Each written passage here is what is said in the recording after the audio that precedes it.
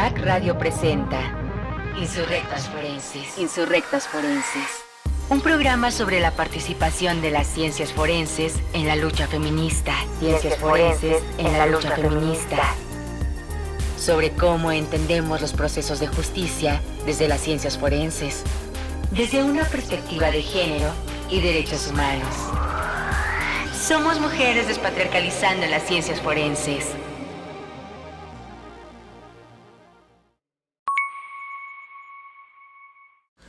Hola, bienvenidas, bienvenidos, bienvenides a nuestro penúltimo episodio de Insurrectas Forenses. Este programa que realizamos en colaboración con Violeta Radio y la colectiva La Wiccan Forense.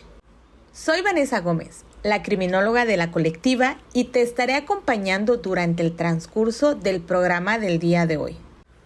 Hoy estaremos hablando de la desaparición forzada de los 43 estudiantes de la Escuela Normal Rural de Ayotzinapa, Guerrero, la cual ocurrió la noche del 26 de septiembre del 2014. Para ello, Ana Luisa Ávila nos explicará cómo ocurrieron estos hechos cronológicamente y qué ha sucedido con las investigaciones para dar con el paradero y saber qué ocurrió con los estudiantes. En nuestra mesa de diálogo reflexionaremos acerca del informe del Grupo Interdisciplinario de Investigadores Expertos y cómo este informe fue construido, qué limitaciones presentaron los expertos y qué recomendaciones hizo el grupo al Estado mexicano. Por último, en nuestra sección cultural, hablaremos sobre el documental Ayotzinapa, el paso de la tortuga, el cual podrás encontrar en la plataforma de Netflix. Quédense con nosotras, somos Insurrectas Forenses. Vamos a un corte, pero antes te recordamos que este programa es un esfuerzo entre la colectiva La Wiccan Forense y Violeta Radio. Nuestras redes sociales en Facebook e Instagram son La Wiccan Forense Oficial. Y recuerda que para nosotras tu opinión es importante. Es por ello que te pedimos que si tienes algún comentario, opinión o sugerencia sobre algún tema o sobre el programa, nos escribas al correo lawiccanforense@gmail.com. Regresamos. Gracias por seguir con nosotras en este nuevo episodio de Insurrectas Forense, en donde estamos hablando acerca de los 43 estudiantes desaparecidos de Ayotzinapa. Antes de ir con Ana Luisa Ávila en la cápsula informativa, te comparto las redes sociales de la estación. En Facebook e Instagram nos encontrarás como Radio Violeta, en iClub y Spotify como CIMAC Noticia. También puedes visitar la página www.violetaradio.org. Ahora sí, vámonos a la cápsula informativa.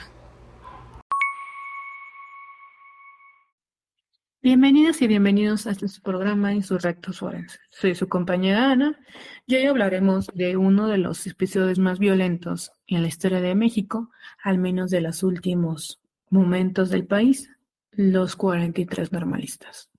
Estudiantes de la Escuela Normal Rural Raúl Isidro Burgos de Ayotzinapa, con edades entre 17 y 25 años, que acudían a la ciudad de Iguala Guerrero, ubicado en el mismo estado, con la finalidad de tomar autobuses que requerían para participar en la conmemoración y marcha del 2 de octubre de cada año, que mantenía viva en México la memoria de la represión policial de 1968, que afectó a miles de estudiantes.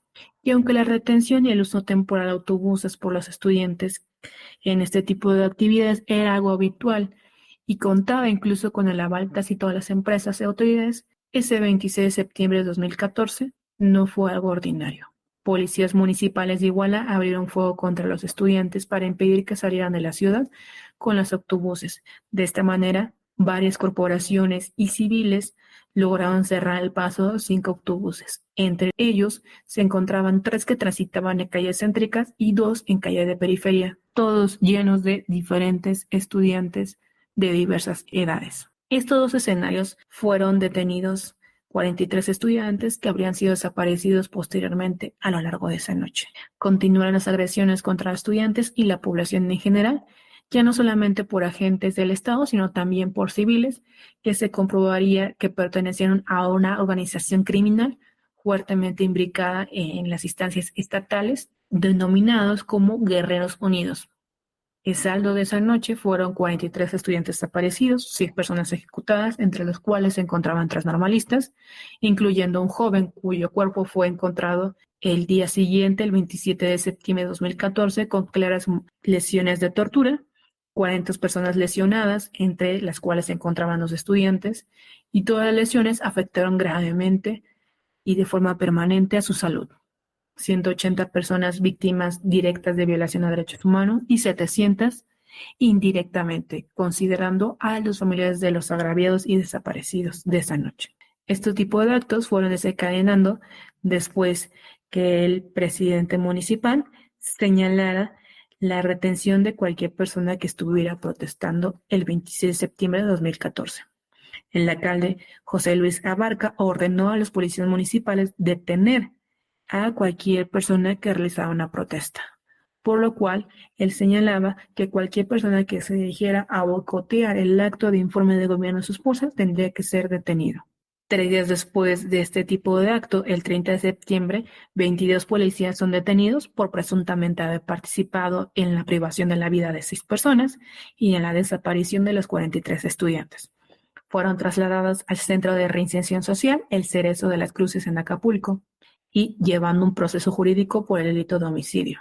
Iñaki Blanco Cabrera, titular de la Procuraduría General de Justicia de Guerrero, confirmó que ese día los hechos violentos se llevaron a cabo por un uso excesivo de fuerza por parte de los 22 elementos. Asimismo, el alcalde José Luis Abarca pidió licencia por 30 días para facilitar las investigaciones que involucraban a esos policías municipales y solicitó una sesión de cabildo. Ese mismo día inició la huida del presidente municipal.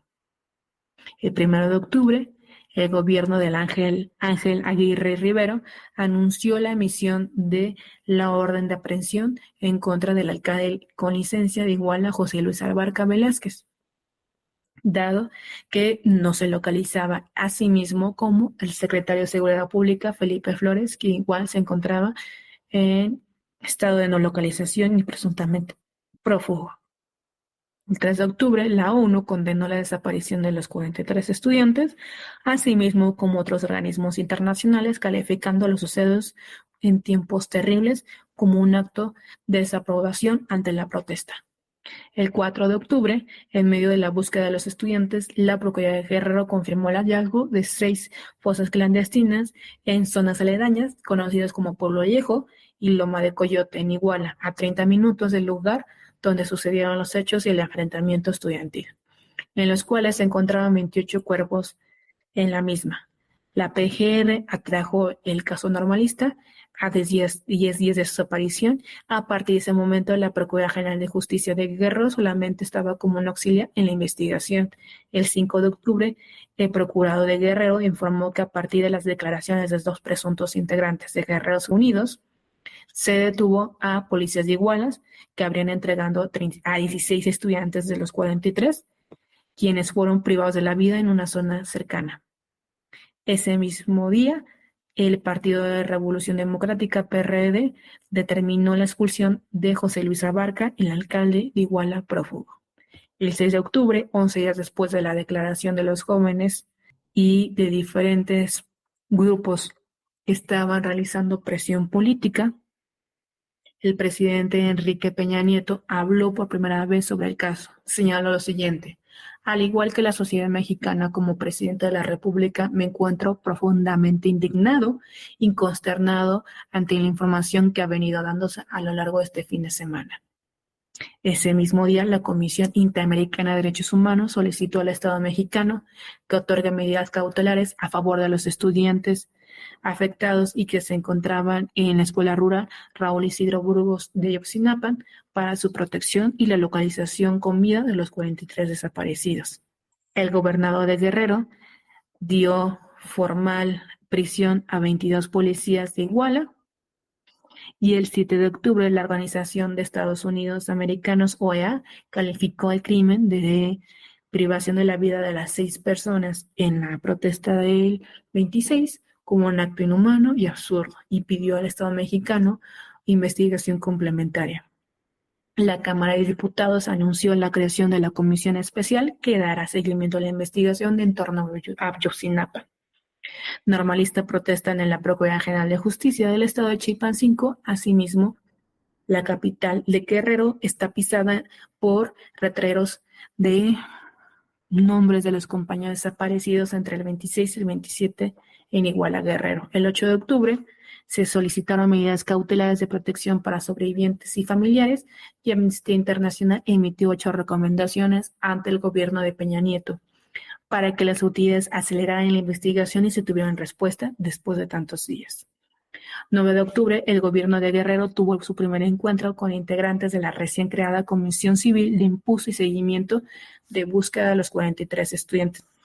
10 de octubre, el procurador Murillo Karam informó sobre la detención de 4 personas por la desaparición de Ayotzinapa y la localización de 4 fosas clandestinas en Iguala, Guerrero.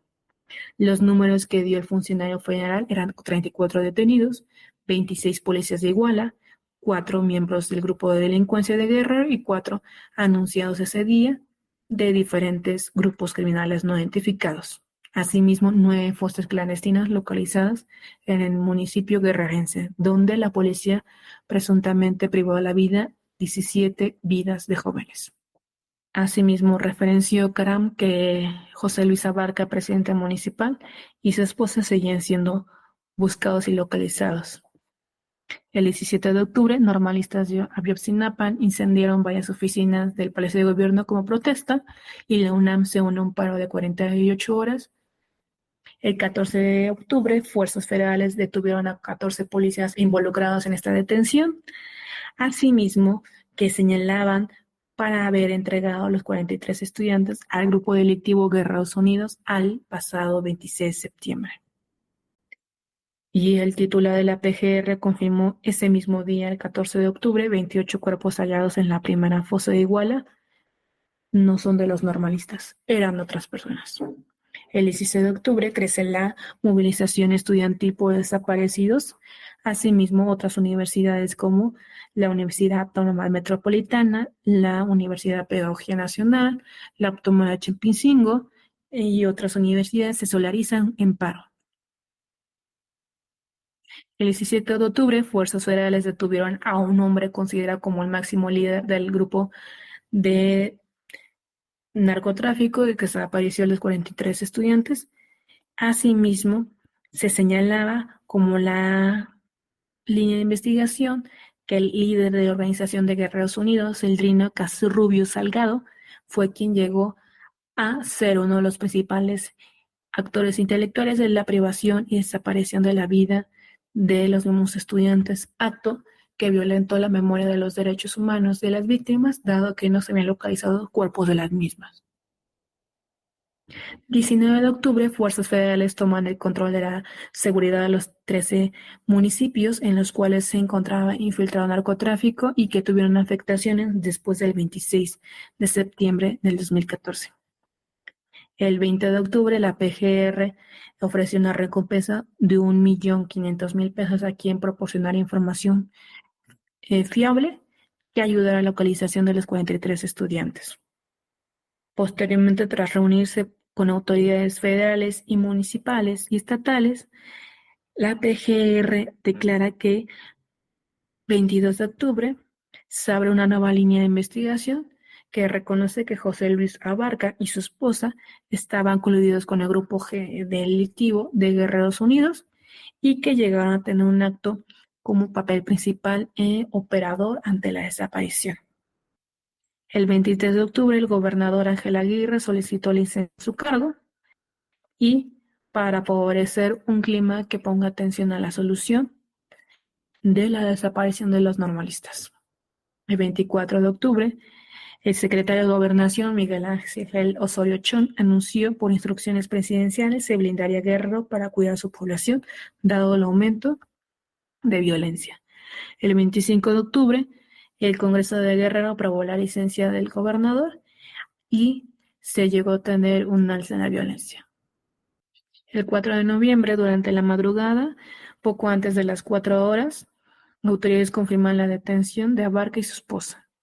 Y el 5 de noviembre, en la tercera jornada global por Ayotzinapa, miles de personas estaban marchando. Y el 7 de noviembre, el procurador Jesús Murillo se reuniría con los familiares de los 43 desaparecidos. La primera línea de investigación que se llegó a presentar era que los 43 estudiantes fueron asesinados e incinerados en el basurero de Cocula por integrantes de Guerreros Unidos por considerarse como parte de un grupo rival, los Rojos. Dado que no había certeza con las investigaciones físicas, químicas y meteorológicas de los 43 desaparecidos en el basurero de Cocula, se abren diferentes líneas de investigación. Dado que la participación de diferentes grupos criminales, asimismo la opresión del Estado, representaba una clara violación a derechos humanos, y la Comisión de la Verdad y Acceso a la Justicia, la cual se realizó posteriormente el 4 de diciembre de 2018, en frente del jefe ejecutivo Andrés Manuel López Obrador, instruye la creación y el fortalecimiento a la búsqueda de la verdad. Con el apoyo de diferentes técnicos y técnicas que llegaban a tener una confrontación ante la verdad histórica que presentaba Jesús Murillo Caram, en ese momento el Procurador General de Justicia de la República.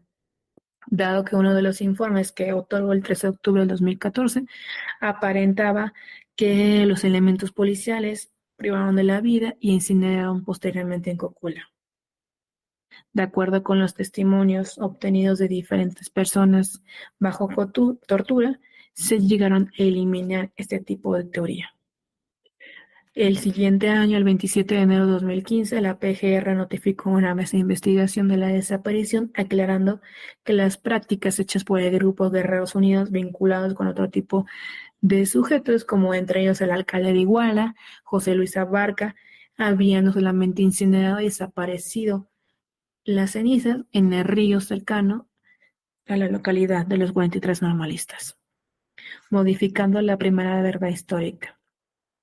Dado este tipo de rechazo, los padres y familiares, abogados y organizaciones civiles, con apoyo de la Escuela Normal de Ayotzinapa, rechazaron tal información de las autoridades federales mexicanas sobre la muerte de sus hijos y acudieron a un sustento científico técnico de otros expertos y expertas. Por lo cual el equipo argentino de antropólogos forenses ingresa en 2015, llegando a tener su primera interacción con PGR, con un tipo de fortalecimiento a una verdad histórica que no afectara la memoria, asimismo el acercamiento, localización de las víctimas. La Fiscalía General de la República declaró varios años después, el 30 de junio del 2020, a través del fiscal general Alejandro Gerard Manero, que la verdad histórica como investigación del caso había sido afectada. Y el 26 de septiembre de 2020, el presidente Andrés Manuel López Obrador declaró ante los padres y las familias de las víctimas que la única verdad es que no hay verdad y que encontrarlos es la encomienda que vamos a incumplir. Entre los múltiples informes del grupo interdisciplinario de expertos independientes, la desconfianza con el Estado mexicano era algo presente, el rechazo a la primera verdad histórica presentada en 2014 y 2015. Este tipo de mesa estaba integrada por el Centro de Derechos Humanos Miguel Agustín Pro Juárez, el Centro de Derechos Humanos de la Montaña de Clanilloa, Comisión Interamericana de Derechos Humanos, asimismo como los expertos argentinos, en los cuales se declaró en el informe que había no solamente afectaciones de búsqueda, sino también que el fin de la verdad histórica era borrar la memoria de ese hecho. Y que identificación de restos del 7 de julio del 2020, en una conferencia de prensa con la Universidad de Brisket, el ADN localizado correspondía a uno de los desaparecidos, Cristian Alfonso Rodríguez Telumbro, que era uno de los integrantes de los 43 desaparecidos. Se ofrecieron disculpas públicas el 26 de septiembre de 2020 en el Palacio Nacional de la Ciudad de México con las siguientes palabras: ofrecerles mis disculpas y ofrecer disculpas a nombre del Estado porque ante una injusticia cometida por el Estado mexicano es un asunto del Estado. Por eso ahora el Estado tiene que reparar el daño y tiene que aclarar lo sucedido. Tiene que entregar buenas cuentas y tiene que haber justicia en nuestros compromisos por parte del presidente en turno. Teniendo uno de los últimos reportes, ya avance después del 2020 hasta el 2023. Muchas gracias, Ana, por compartirnos de manera clara cómo acontecieron los hechos que llevaron a la desaparición forzada de los 43 estudiantes de la Escuela Normal de Ayotzinapa, Guerrero. Ahora, vayamos a la mesa de diálogo en donde estaremos conversando con Mayra Ortiz acerca del informe que presentó el Grupo Interdisciplinario de Investigadores Expertos. Pues bienvenidas a este espacio. Vamos a seguir con la conversación acerca de los 43 normalistas de Ayotzinapa. Y antes de comenzar con ese diálogo, queremos hacer una pequeña reflexión acerca de que esta conversación se está llevando a cabo desde nuestras opiniones. Estas opiniones son a partir de la documentación que hemos tenido nosotros y el seguimiento acerca de este caso. Y recordar que las ciencias forenses pues no son aisladas, que las violaciones a derechos humanos que comete el Estado mexicano, en este caso, han sido por acciones y omisiones en el esclarecimiento del paradero de los estudiantes y también en cómo ha obstaculizado el acceso a la justicia hacia las víctimas directas, los sobrevivientes, que son las familias, y también el acceso al derecho a la verdad, como vamos a escuchar en esta conversación. Y para ello está conmigo mi compañera Mayra. Hola Vanessa, bien, aquí entusiasta y sobre todo con muchas reflexiones al respecto de este caso, este icónico caso que ya va a cumplir 10 años y que vaya que tiene más preguntas que respuestas. Este abordaje que haremos es desde el enfoque de derechos humanos y como lo comentábamos hace un momento, es importante comprender que el Estado mexicano violó derechos humanos por las acciones que tomó, pero también por las omisiones que ha tenido en la investigación y en el esclarecimiento del paradero de los normalistas. Entonces, ¿cómo se ha limitado la investigación? O sea, ¿qué obstáculos ha encontrado? Bueno, sobre todo el grupo interdisciplinario de investigadores expertos, el cual es integrado por dos expertos que son Angélica Buyatro y Carlos Beristay, quienes entregaron el último informe acerca de los hallazgos que se encontraron en la investigación que realizaron.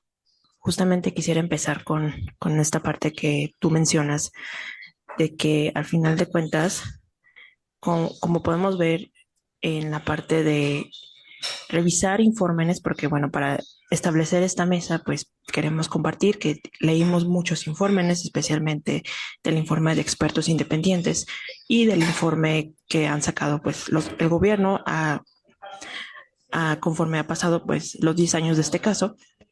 Queremos primero empezar con esto, ¿no? Que el Estado, pues, como tú dices, ha violado derechos humanos y justamente cuando vamos como leyendo y revisando todo lo que sabemos, todo lo que tenemos sobre este caso, pues nos damos cuenta de que vaya que han salido muchos atropellos, muchos delitos, como la tortura, como el asesinato, como la desaparición forzada.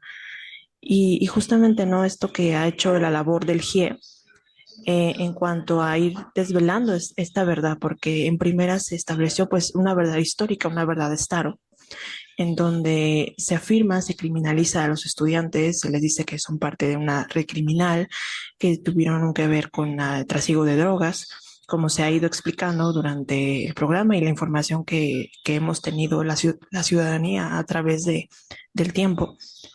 Y justamente las limitaciones que tiene el grupo de expertos es que el Estado cuando de alguna forma pues se siente como amenazado, incomodado o demás, pues va poniendo estas trabas, ¿no? Justamente ellos mismos mencionan que van como topándose con tejiversación de la información. Por ejemplo, le quieren preguntar a la Sedena sobre cierta información y se encuentran con trabas, con alguna forma, con ocultamiento de información. Incluso en este último informe que mencionamos, que es cuando ya cierran su participación de manera formal, pues incluso expresan, ¿no?, esta frustración al saber que inclusive este caso de Ayotzinapa se pudo haber resuelto de una manera más eficaz, de una manera pues que en cierto sentido pueda atender a este llamado de conservar la verdad, etcétera.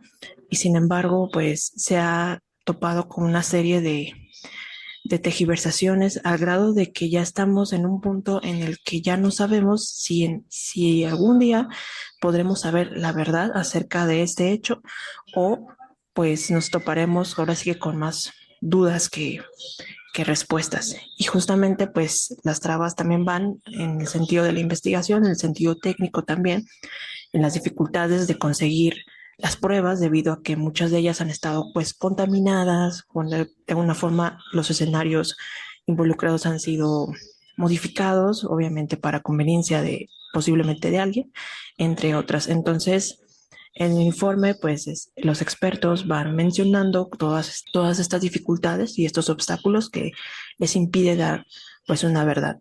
Sumando a lo que Mayra dice, creo que es muy importante, como ya escuchamos con Ana, esta línea del tiempo que nos trazó y ver cómo esta verdad histórica que se marcó o que se develó en el sexenio de Peña Nieto fue cambiando, ¿no? Al inicio hubo una criminalización hacia los estudiantes y se dijo que eran parte de este grupo de delincuencia organizada, ¿no? En donde al principio se aceptaba la intervención de agentes municipales, pero no del ejército, de la marina, como ahora con este informe se devela. Creo que eso es bastante importante señalar cómo fue evolucionando de sexenio en sexenio. Eso no quiere decir que este último presidente haya hecho las cosas bien, sino que al inicio hubo un ocultamiento, ¿no? Y una criminalización bastante fuerte hacia los estudiantes, ¿no? De llamarlos criminales, ¿no? Y creo que con eso también abonar a que hubo como por parte de lo oficial una cierta justificación de los hechos, ¿no? De ocultar sobre todo lo que había pasado, pues, pero era algo inevitable. Y cuando se asume el gobierno de Andrés Manuel López Obrador, uno de los compromisos de su campaña fue esclarecer, el cual dejó demasiado que hacer. Si bien hubieron avances, como lo decía Mayra, era algo, este caso era algo que, como dijeron los expertos, pudo haberse resuelto en muy poco tiempo si hubiera habido los compromisos que se necesitaban para obtener la información y saber llegar a esta verdad histórica. También me gustaría reflexionar que la verdad histórica es una construcción de un hecho que sucede en un espacio y tiempo determinado, que en este caso pues fue en el 2014 en Iguala, en Ayotzinapa, en Iguala, y que tiene que estar hecha por una autoridad penal y sobre todo esta tiene que construirse a través de pruebas recabadas para poder esclarecer estos hechos, ¿no? Cosa que en el primer sexenio fue algo que no se realizó. Y si bien hubieron intentos en como lo dijo el grupo de expertos, existe una imposibilidad de avanzar con la investigación debido a la opacidad de las autoridades, ¿no? Esto que mencionaba Mayra, se hicieron lo que pudieron con lo poco que se tiene. Y si hay un descontento, hay bastante de las autoridades, pero sobre todo que haya apertura a poder tener acceso a más información, ¿no? porque en este último informe, el grupo interdisciplinario menciona que, al contrario de lo que se mencionaba el sexenio pasado, hubo en la desaparición forzada de los estudiantes, participó el ejército, pero también Marina, policía municipal, estatal, ¿no? Entonces, estuvieron ahí los tres niveles de gobierno y también este grupo de delincuencia organizada, ¿no? Entonces, estamos hablando de que este hecho es totalmente violatorio de derechos humanos y sobre todo creo que una de las cosas que ha limitado a la investigación es eso, ¿no? O sea, que tanta información este gobierno prefirió ocultar bajo la consigna de seguridad nacional, cuando los informes develan que el Centro de Investigación y Seguridad Nacional sabía en dónde iban a estar los estudiantes, ¿no? Se acreditó la presencia de estos agentes en las zonas aledañas a donde desaparecen los estudiantes. Y aquí también es importante mencionar que esta construcción de todo este informe se realiza a través de el estudio y el mapeo de las líneas telefónicas a las cuales los expertos tuvieron acceso. Y que aquí recae lo importante de por qué dentro de la investigación se debió aperturar más información a este grupo, ¿no? O sea, hablan de 15 folios a los cuales tuvieron acceso, pero aún faltan 80, ¿no? O sea, falta más información y que esta información, o sea, con esta mínima información que han dado, se puede realizar nuevas líneas de investigación, pero mientras el Estado mexicano no dé esa información, va a ser bastante difícil poder llegar al derecho a la verdad de las familias. Y creo que con esto del derecho a la verdad tiene que ser algo que sea coherente y que las familias acepten, ¿no? Ya se vio con la primera verdad histórica en el sexenio de Peña Nieto, en la cual pues no había una aceptación de los familiares, pero tampoco de la sociedad, ¿no? Lo cual derivó en marchas, en las caravanas, en el apoyo tanto nacional como internacional, porque este caso tuvo mucho apoyo internacional. Y aún con esa presión, tanto de los organismos internacionales de derechos humanos como de sociedad civil, el Estado pues poco avanzó. Ahora que mencionas como todo esto, me voy a tomar un pequeño atrevimiento, porque si bien de alguna forma todo esto que mencionas de que el Estado no ha sido diligente, no ha sido como suficientemente capaz de poder llevar a cabo todas las investigaciones, vaciar toda la información que tiene en sus manos, porque creo que a estas alturas todos sabemos, todas y todos sabemos que de alguna forma el Estado tiene mucha más información de la que de por sí se nos ha presentado. Entonces, a lo que voy es que las afectaciones que tiene el, de alguna manera, ser parte de un caso tan grande como este, que, como decía, hay más dudas que respuestas, en donde hay cada revictimización y demás, pues para las familias es muy difícil, ¿no? Transitar como esta parte del duelo, por ejemplo, de saber que pues no saben pues si sus hijos están vivos, si están muertos ahora a 10 años. Inclusive la gente pues empieza a presuponer que pues ellos ya prácticamente están muertos, ¿no? Cuando no hay una evidencia de si sí, si no, justamente, ¿no? Y también pues de alguna forma pues afecta también como esta parte de la memoria, ¿no? Sabemos como tú comentabas, Vanessa, o sea, el Estado manda una versión obviamente llena de revictimización, obviamente llena de de muchas lagunas en cuanto a información. Y obviamente también con prejuicios, ¿no? Inclusive lo podemos ver en los informes del gobierno, como presuponen, por ejemplo, del caso de este muchacho, que dicen que era como infiltrado de un grupo criminal dentro de los normalistas. Y sin embargo, en el informe de los expertos internacionales, pues afirman que no hay como tal una prueba que diga que es Julio César, pero realmente no, si sí o si no estaba involucrado, o si sí era un infiltrado del ejército, o si era un infiltrado de este grupo criminal que por eso tuvo la muerte que desgraciadamente tuvo. Entonces, desde ahí ya vamos notando como estas diferencias, ¿no?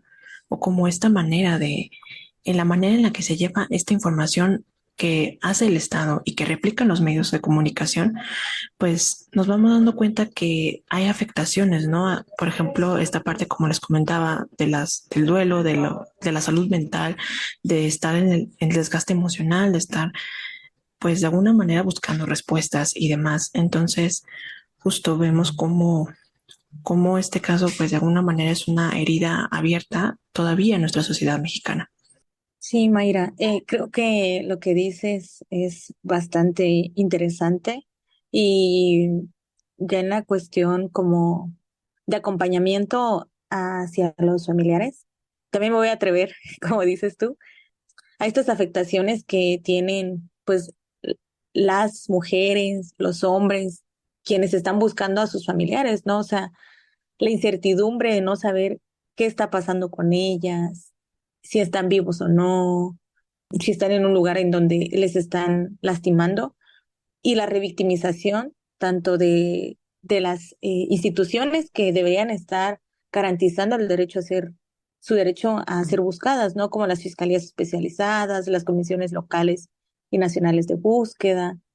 Y es bastante difícil y doloroso, ¿no? Yo creo que es algo que merece como todo el acompañamiento y el acuerpamiento de la sociedad civil. Y justo como por estos discursos en donde justifican las desapariciones de las personas, como en el caso de los estudiantes, pero también en otros casos en donde hay como una negación a que realmente está pasando, están aumentando las desapariciones de personas, tanto forzadas como cometidas por particulares. Y hay una justificación, ¿no? Oficial de, es que seguro estaban en algo, y cuando muchas veces no es así, ¿no? Entonces hay como esta doble revictimización, una por parte del Estado y otra por parte de la sociedad, ¿no? De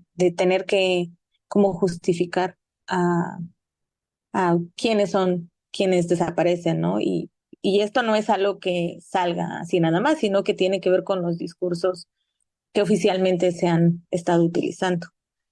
Justo como regresando a el grupo interdisciplinario de expertos y todo estas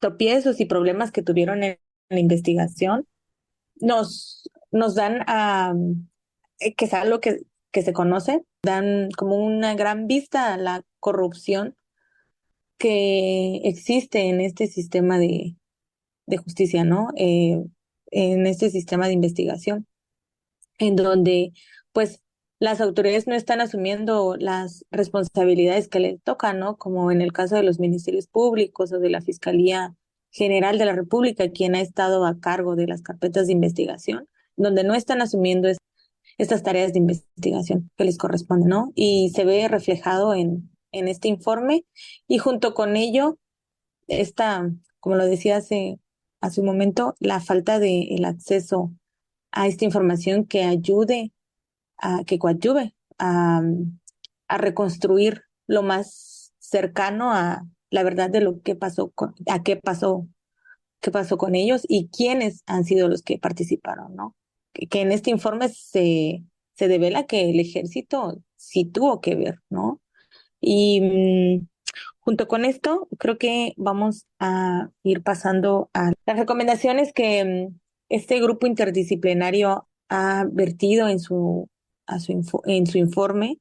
Y una de ellas habla de la protección a testigos, a quienes hicieron declaraciones para poder comprender de una forma más clara qué pasó con los estudiantes, pero también a los fiscales que han participado en las investigaciones. Ellos hablan de fiscales que se han comprometido con las investigaciones y a que la Fiscalía General de la República opere con completa independencia, que tengan acceso a estos archivos del Ejército, de la Sedena, que como lo decía hace un momento, se excusan bajo la seguridad nacional, que son documentos o folios, como ellos le llaman, que no tienen nada que ver con los hechos que ocurrieron en el 26 y que con la poca información que se tuvo, se sabe que si hay, se puede recuperar bastante información para abrir nuevas líneas de investigación.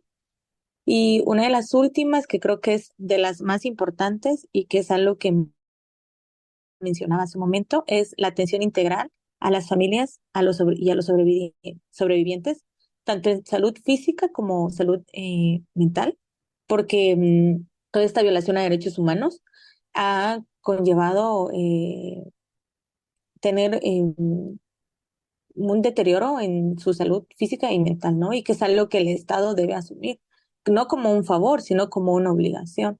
Entonces, creo que es algo que ha estado haciendo falta y que es algo que a lo cual se le debe poner suma atención, ¿no? ¿Qué está pasando con los familiares, tanto en su salud física como emocional, ¿no?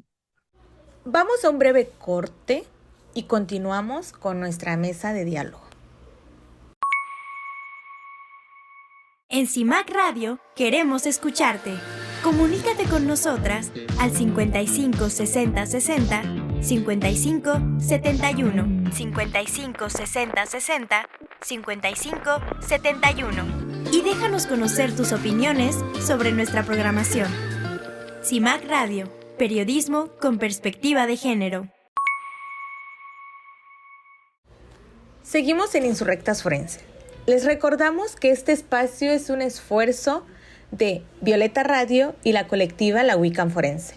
Nuestras redes son en Facebook e Instagram.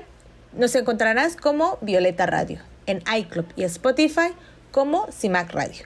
También puedes visitar la página www.violetaradio.org y las redes sociales de la colectiva son La Wiccan Forense en Facebook y en Instagram nos encontrarás como La Wiccan Forense Oficial. Recuerda que nuestro correo es lawiccanforense@gmail.com. Que como comentábamos hace tiempo, las afectaciones a la salud mental, sobre todo de los familiares, pues se ven aumentadas, ¿no? Con esta cuestión de la exposición a tan mediática a este tipo de casos, ¿no? Sobre todo toparse constantemente con las declaraciones del Estado, con la negligencia del Estado, que justo esos expertos dentro del peritaje que hacen para justamente cerrar su participación, pues hacen mención de esto, ¿no? Y creo que es muy importante no solamente que el sistema de justicia trabaje como debería de trabajar, ¿no? Que sea en pro de las personas, de los derechos humanos, como ahora estas reflexiones que se han hecho recientemente con lo de la reforma judicial, ¿no? Que se supone que tendría que estar enfocada esta reforma hacia la resolución de los casos precisamente en pro de las víctimas, ¿no? Y creo que Ayotzinapa es un ejemplo, ¿no? De cómo el Estado puede llegar a obstaculizar o echar a perder investigaciones de suma valía y que no nada más estamos hablando de estadísticas o de un caso mediático, sino que hablamos de personas y seguimos hablando de personas. Por eso es importante que justo como lo mencionan los expertos, pues que las recomendaciones estén enfocadas no solamente hacia la verdad, hacia la memoria, hacia la resolución, sino hacia la reparación y sobre todo hacia que estos familiares o quienes sobrevivieron pues puedan continuar con una vida un proyecto de vida o con una vida después de Ayotzinapa.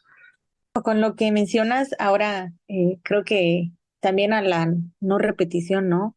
Y a partir también de suceso que ha marcado la historia del país, también han ocurrido como desde el Estado que ha adoptado recomendaciones que organismos internacionales les han hecho, ¿no? Como la creación de la Ley General para la Desaparición de Personas, como la creación de la Comisión Nacional de Búsqueda, como la creación de las fiscalías especializadas, como la creación de las comisiones locales de búsqueda, que si bien están ahí, pareciera también que fueran un elefante blanco, a la cual pues les hace falta bastantes cuestiones, como ya lo hemos venido platicando en los programas anteriores, ¿no? El dotar de recursos, tanto financieros, de personas, capacitaciones, y en el caso de las comisiones locales de búsqueda, ampliar sus atribuciones, ¿no? Porque se queda muy limitado en cuanto a las búsquedas. Y esto pues para asegurar el derecho de toda persona a ser buscada. Pero es algo que apenas se está construyendo, ¿no? Y que también ha habido modificaciones, como Mayra lo mencionaba, o sea, no son carpetas de investigación, son personas que están desaparecidas. Y dentro de esto, pues a partir del año pasado hubo como también un ajuste al sistema, al Registro Nacional de Personas Desaparecidas, ¿no? En donde muchos de los familiares hablaban de una doble desaparición, una pues porque no saben dónde está su familiar, y la otra porque se está ahorrando de este registro a su familiar, ¿no? Entonces, creo que son bastante los pendientes con los cuales se va este gobierno, y también los cuales va a asumir ahora el gobierno entrante, ¿no? Uno de ellos, hace meses, los familiares de los 43 normalistas pudieron acceder a uno de los cuarteles militares para poder realizar búsquedas, para poder realizar la búsqueda de los normalistas, en donde no hubieron hallazgos, y junto con ello, la presidenta electa asumió el compromiso de poder continuar con el esclarecimiento de qué pasó con los normalistas, lo cual esperemos que sea así. Ella mencionaba que no se va a dar carpetazo al asunto, y que, como lo mencionó el grupo de expertos, con este último informe no se cierra la investigación. Puede realizarse más allá, ¿no? Para ir como finalizando esta parte que mencionas del Estado, de alguna forma, al menos en lo personal, de repente guardo como mis dudas, porque como sabemos, si el Estado fue capaz de hacer como todos estos mecanismos para poder entorpecer la investigación, el que esté la resolución en sus manos, pues puede dotarse de dudas, ¿no? Quizás. Creo que el acompañamiento de los organismos internacionales, ahora que ingrese este nuevo gobierno, va a ser bastante importante, como lo ha sido anteriormente, para justo ser vigilante a qué está haciendo el Estado mexicano, ¿no? Porque por sí solos pues no van a hacer nada. Va a pasar lo que ha pasado, como lo que está pasando con muchas personas desaparecidas. Y junto con esto, retomar lo que han dicho los familiares, ¿no? En el caso, por ejemplo, de la identificación forense, que nada que pase por las manos de los expertos en antropología de Argentina o de las otras organizaciones que los están acompañando va a ser certero para ellos, ¿no? Que ellos hablaban de esta certeza científica, la cual si está en las autoridades mexicanas, para ellos no hay certeza. Y creo que eso es algo que hay que rescatar, que este acompañamiento se debe seguir dando, ¿no? Para que no quede como un hecho olvidado. Pues creo que como manera para ir cerrando esta mesa de diálogo, como retomar esto de la criminalización, que en una parte fue al inicio hacia los estudiantes, luego también a las organizaciones que están acompañando, ¿no? Hablan de hasta de un interés por ahí de otro tipo, y que, como decía, es desde la narrativa oficial, ¿no? Desde el presidente.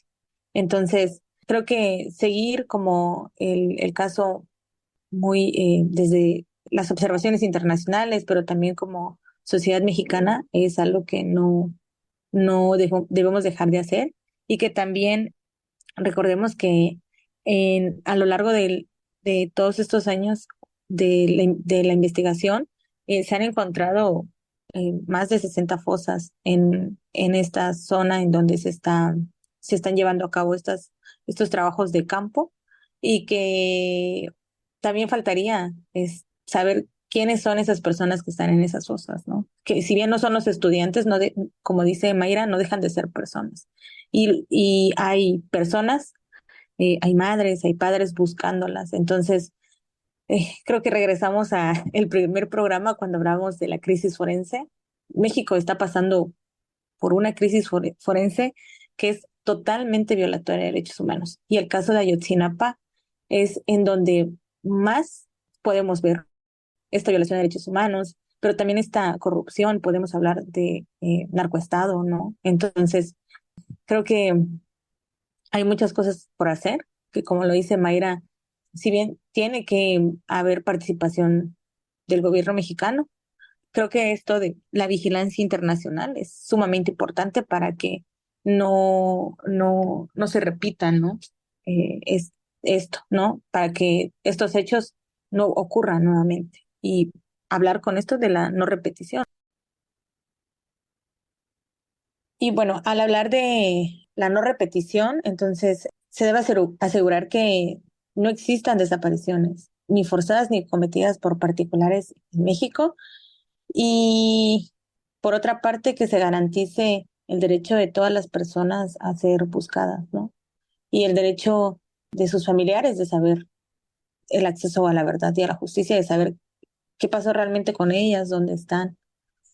Justo como el reflexionar, que esa parte, como mencionas, de la no repetición, de la memoria, del derecho a ser buscado, de el derecho a ser mencionado, de también de la reparación integrada del daño, pues que no se queden justamente como un privilegio, ¿no? Porque justamente cuando se empieza a ver obstáculos o trabas o demás para poder garantizar estos derechos, estamos hablando ya de privilegios. Entonces, como justamente decimos que la salud mental no tiene que ser un privilegio, esto tampoco tiene que ser un privilegio porque la sociedad merece saber y justamente merece tener esta parte, al igual que los familiares, ¿no? Saber dónde están sus hijos o por lo menos saber qué fue de ellos, ¿no? Y algo tan, quizás para algunas personas puede ser algo tan simple, pero es muy significativo para quienes viven y para quienes sobrevivieron a esto y siguen sobreviviendo a 10 años de lo que sucedió. Entonces, pues es lo que tengo que reflexionar y justamente quisiera mantener la esperanza en decir, bueno, algún día se va a resolver esto, pero más que mantener la esperanza, me gustaría como cerrar con esta parte de seguir mencionándolo, de no dejar que se haga este carpetazo, como este tan temido carpetazo que han sucedido con muchos casos más, y que sobre todo, pues, tengamos en mente esto, ¿no? Que como sociedad podamos seguir exigiendo y seguir sobre todo de alguna forma integrándonos y evitar precisamente, ¿no? Que las personas que se vieron como incomodadas o tal vez inclusive, no sé, amenazadas por esto, sigan manipulando o sigan tergiversando todavía más este caso. Entonces, pues es como con lo que finalizo. Muchas gracias, Mayra. Pues les agradecemos a todas por eh, escucharnos en esta reflexión y recordemos que todas y todos tenemos el derecho a regresar a casa ya que se nos busque. Pase de lista a los 43 normalistas detenidos desaparecidos de la Escuela Normal Rural de Ayotzinapa, Raúl Isidro Burgos Alanís. Abel García Hernández, Abelardo Vázquez Penitén, Adán Abraham de la Cruz, Antonio Santana Maestro, Alexander Mora Venancio, Benjamín Asensio Bautista, Bernardo Flores Alcaraz, Carlos Iván Ramírez Villarreal, Carlos Lorenzo Hernández Muñoz, César Manuel González Hernández, Cristian Alfonso Rodríguez Telumbre, Cristian Tomás Colón Garnica, Gutberto Ortiz Ramos, Dorian González Parral, Emiliano Gaspar de la Cruz, Everardo Rodríguez Bello, Felipe Arnulfo Rosas, Giovanni Galíndez Guerrero, Israel Caballero Sánchez, Israel Jacinto Lugardo, Jesús Giovanni Rodríguez, Yoshivani Guerrero de la Cruz, Jonás Trujillo González, Jorge Álvarez Nava, Jorge Aníbal Cruz Mendoza, Jorge Antonio Tizapa Leguideño,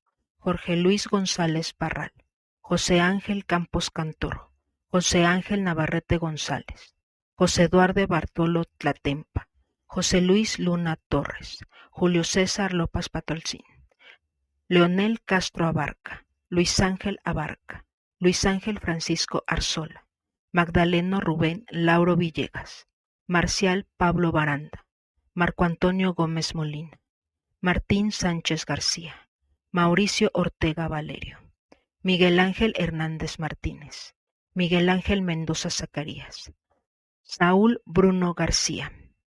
Ni perdón ni olvido, porque vivos se los llevaron, vivos los queremos. Muchas gracias, Mayra, por dialogar con nosotras sobre el informe del Grupo Interdisciplinario de Investigadores Expertos.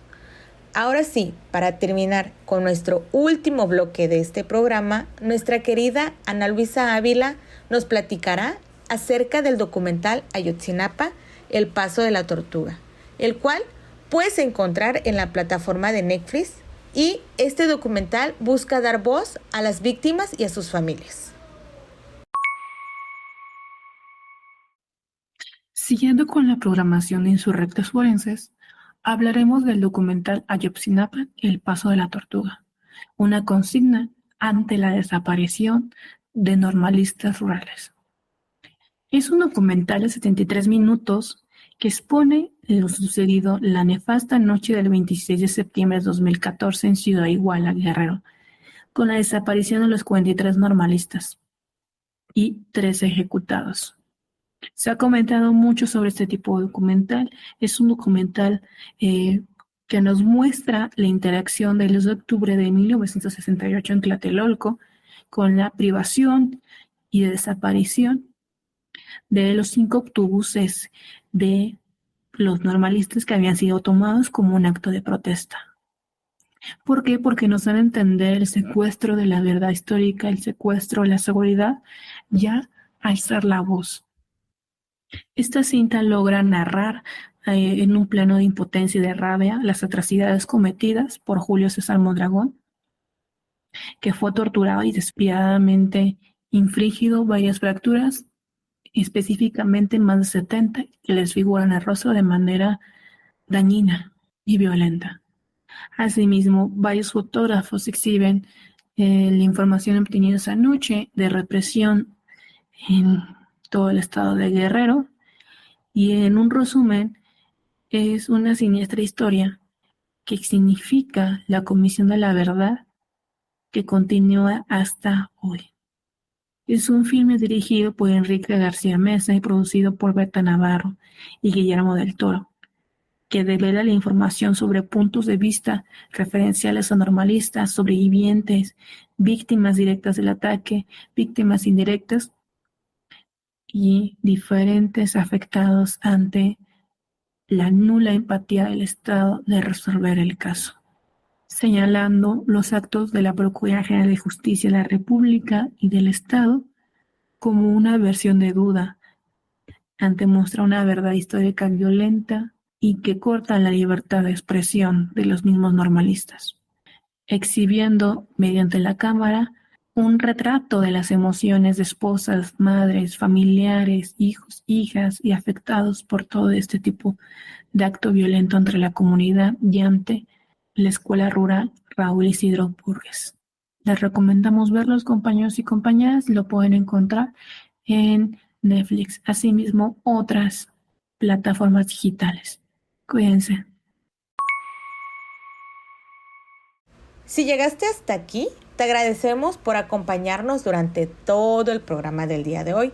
Y te recuerdo que nos podrás encontrar en Facebook como La Wiccan Forense y en Instagram como La Wiccan Forense Oficial. Las redes de la radiodifusora son en Facebook y en Instagram, Radio Violeta Radio, y en iClub y Spotify nos podrás encontrar como CIMAC Radio. Les esperamos dentro de 2 semanas para que nos escuches en nuestro último capítulo de Insurrectas Forense. ¡Chao, chao!